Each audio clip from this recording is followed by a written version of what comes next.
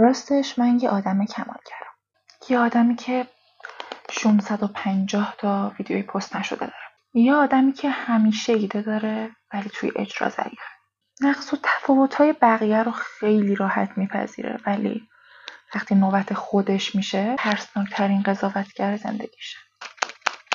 یه کسی که عاشق هنره، عاشق ساختنه. منم مثل کلی آدم دیگه، شاید حتی خودتو. وقتی استرس میگیرم و کاری از دستم بر نمیاد موهامو رنگ میکنم. وقتی ناراحت و عصبیم یک عالمه آرایش میکنم.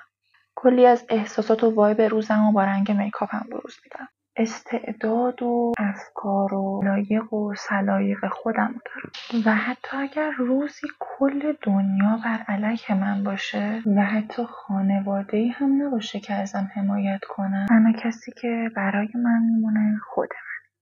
از تصمیم گرفتم سعی کنم بیشتر خودم رو قبول کنم.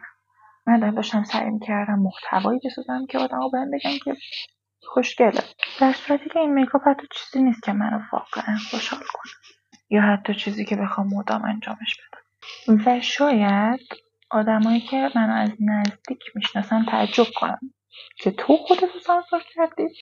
تو که همونی بودی که ما گفتی که خودمون رو سانسور نکنیم. چجوری تو خودتو سانسور میکردی؟ فکر کن با خودت یه لحظه من چجوری تو رو درک میکردم و خب به جواب میرسی. منم مثل تو بودم، شاید نه به اندازه تو ولی منم انجامش میدادم و خب مطمئنم که همه به یک نحوی با این قضیه درگیرن چون که ما تو ایران زندگی میکنیم. بذارید میکاپمو تموم کنم و بهتون بگم که چرا اینو گذاشتم.